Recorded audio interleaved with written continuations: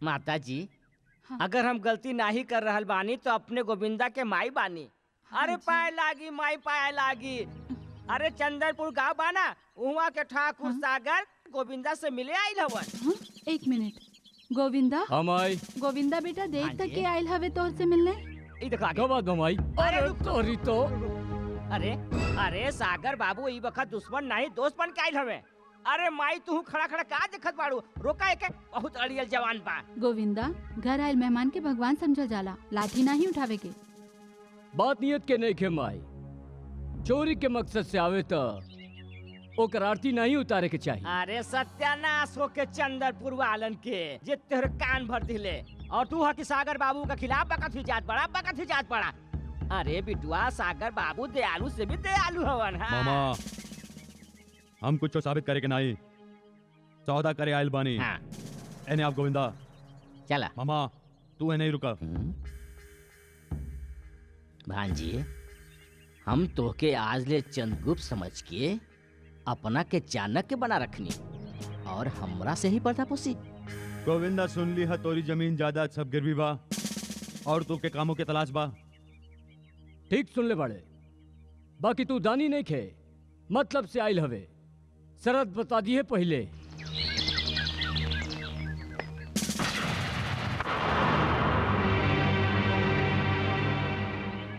हमरी तस्वीर तोहरे पास।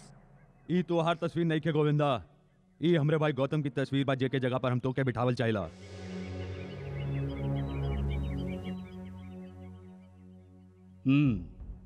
ताकि सारा जमीन जायदाद गौतम बन के हम तोहरे नाम करा दी और बदला में तू हमार तमाम गिरवी जायदाद छुड़वा देबा, यही है ना? हमरे वादे पर सख्त जिन करा गोविंदा।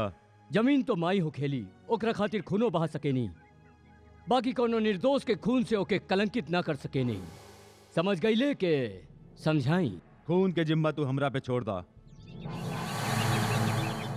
तब फिर शरत मंजूर बा। तोहरा तक खबर पहुंच जाई तब चला आई हैं। चला तानी चला मामा। हाँ, हाँ, हाँ, हाँ।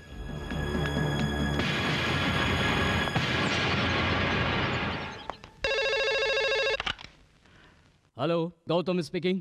भैया हम सागर बोलो तानी। हाँ सागर बोला, कैसन हो? भैया वो दिन जो कुछ भइल ओकरा खातिर हम बहुत शर्मिंदा बानी। शर्मिंदा हवे तो समझ ले हमरी शिकायतों दूर हो गई। और सुनावा। भैया रउआ गांव आवे वाला रही, हम राउर के बेसब्री से इंतजार करत तानी। तू इंतजार कर रहल बाड़े और हम यहाँ बानी। एक्सट्रीमली सॉरी, हम काले आवतानी। बाय।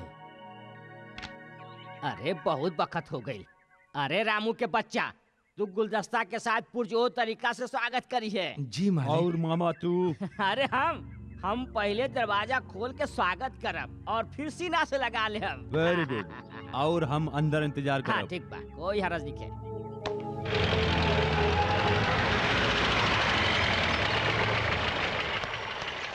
आवा भांजे आवा, ई राजमहल में तोहार स्वागत बा।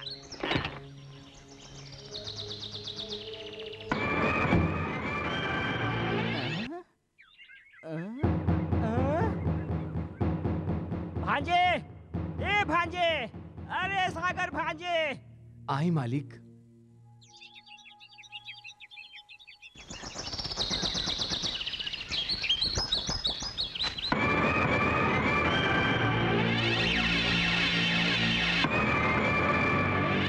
अरे भांजे, अरे भांजे, अरे भांजे गजब हो गई। अरे गजब हो गई। का भइल? अरे खोदा पहाड़ और निकलल चूहा। अरे वो गौतम के बजाय गोविंदा आ गई, वो ठाट बाट के साथ। मामा याद बा हम तोरा से कहले रही कि सही वक्त आइल पर एगो राज के बात बताई। यही बाऊ राज की बात। हमरी खुशकिस्मती से गौतम और गोविंदा के शकल एक दूसरे से मिलेला। अरे दुश्मन से दोस्ती करे के यही वजह रहे। अरे दैया, अरे दैया, भांजे तोहार करतूत और भगवान के लीला दोनों अपरंपार बा। बिल्कुल। सागर, सागर, अरे सागर कहाँ बाड़े तू? राउर दिल में और रउआ हमरे दिल में। झुका मत। कहूँ हम अपन दिल से निकल के जमीन पर न गिर पड़ी। अंग्रेजी रोटी खाए वाला लोग गिरे ना गौतम बाबू, दूसरन के गिरावेले, पर भागे पलटा खा जावे ये अलग बात बा। ई हमरे मामा साहब हवन। प्रणाम। रोटी खातिर दरवाजा बदले वाला इंसान नहीं, जानवर हो खेला। हम भारतीय हैं, अपन कर्म से भाग्य बदलल जाने नहीं। महल तो फैंटास्टिक बा। थैंक यू आज हम पूरा रियासत घूम के देखल चाहिला। फ्रेश होके आवा जी। ई देखा मामा, हमार गाड़ी में बम फिट कर दा बम और उनकर गाड़ी पंक्चर कर दा, समझ गइल? समझ गई नी। और हमार गाड़ी के चोरी के रिपोर्ट पुलिस में दर्ज करवा दा, समझ गइल? अरे बिल्कुल समझ गई नी, बिल्कुल समझ गई नी। फाटे तो फाटे पर पोजीशन ना घटे।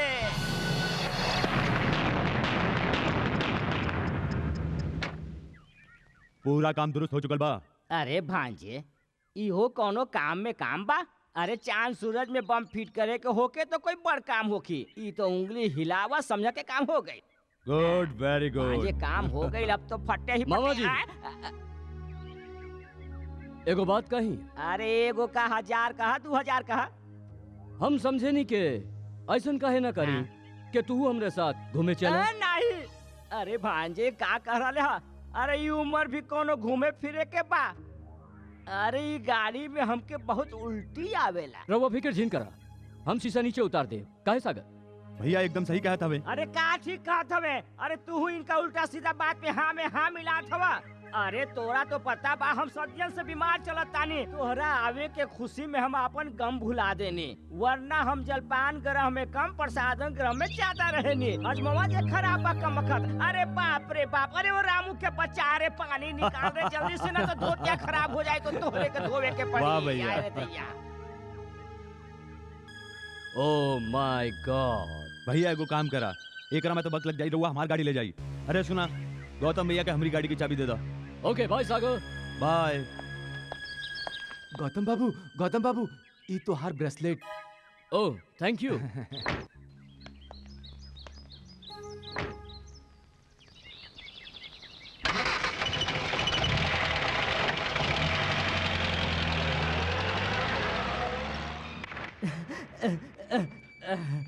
अरे भांजे गइल? गइल। तू कैसन भांजा हवा, बहुत भयानक खेल खेले ले। अरे ओकरे हाँ में हाँ मिलावत रहले। ऊ बगत कहे के ही पड़त रहे ना मामा जी। अरे का कहे पड़ल, हमार तो पुंगी बच जाई।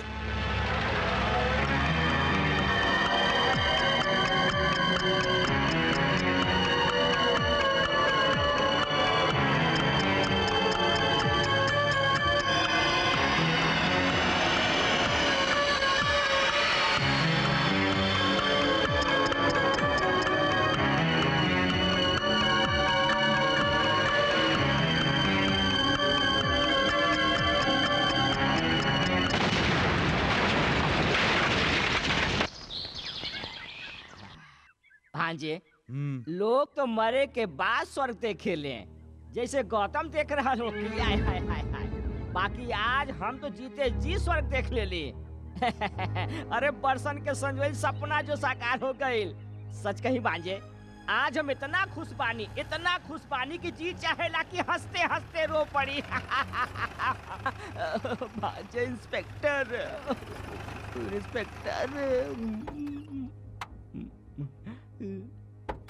आई इंस्पेक्टर साहब। आफताब खान। सागर। आई। वैसे पुलिस वाले बुलावे के मोहताज नहीं हो खेले, फिर भी रहुआ हमरे अगुवाई कैनी, ओकरा खातिर बहुत बहुत शुक्रिया। शुक्रिया तो हम तोहार अदा कैल चाहिला इंस्पेक्टर, पर तू मौका दा तब ना। ओहो, राउर इशारा चोरी भइल कार के तरफ बा। जी। वो मिल त गइल बा, पर चिथड़न में, और जो ओकरा पर सवार रहे अब तो ओके पहचानल भी मुश्किल बा। ई ब्रेसलेट के पहचाने नहीं आप? अरे ई तो बड़े मालिक गौतम साहब के हाँ। अरे रामू के बच्चे, जो अपन काम कर। गलती हो गई मालिक। इंस्पेक्टर साहब, गौतम हमारे बड़े भाई के नाम बा। हो सकेला ये ब्रेसलेट गाड़ी के साथ चोरी हो गई होगी। शायद में सोचे के बहुते गुंजाइश होकेला सागर साहब, तू जे रिपोर्ट लिखौले रहा ओकरा में ई ब्रेसलेट के जिक्र ना रहे, या हो सकेला तोहार ध्यान नहीं रहल होगी। लेकिन गौतम साहब कहाँ बाने? गौतम भैया तो शहर में रहेलन बाबूजी साथे। चाय बहुत बढ़िया रहल, हो सकेला हम दोबारा पिए आ जाई। You are welcome. हम चला तानी। भांजे भांजे ई गाउर पटांग कह के चल गई कि चाय इतना बढ़िया रहे कि दोबारा वापस चला लाई। भांजे ऐसन कुछ कर कि ये दोबारा वापस ना आए। इंस्पेक्टर से बहुत डर लागेला। मामा छुप के चोर आवेला और बहाने से पुलिस, और जे होशियार होखेला ओकर कोनो कुछ नहीं बिगाड़ सकेला। मामा हम ई जंग जीत चुकेला, अब અહીં जश्न जरूरी बा। हाय हाय हाय हाय भांजे। मामा अरे कावन अरे हो नहीं सकेला। भांजे, तू काहे उठा था? हम देखा था कौन ससुरा है। अरे कौन हवे रे कमबख्त इतना रात के आगे लिए शेर के जगावे हैं?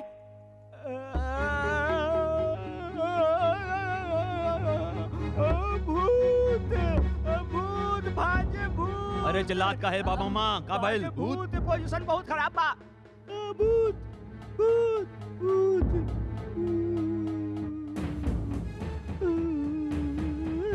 गौतम भूत भूत भूत गौतम के भूत। हैरान होकर तारा कि हम बच के आ गई नहीं। आपने बच के आगे नहीं, एक तरह से बड़ खुशी की बात और का हो सकेला, पर हम हैरान ई खातिर बानी के इतना बड़ा हादसा हो गई। हादसा नहीं, साजिश का साजिश का जायदाद भाई की जिंदगी से बड़ हो खेला। अगर तो के जायदाद चाहत रहे तो हमके एक बार बोल देता, हम तो के खिलौना जैसन गिफ्ट कर देती। और कुकुर मामा तू हमरी लंबा उम्र के दुआ देत रहे। भांजे चुप साला कमीना, मामा के मतलब जाने ले?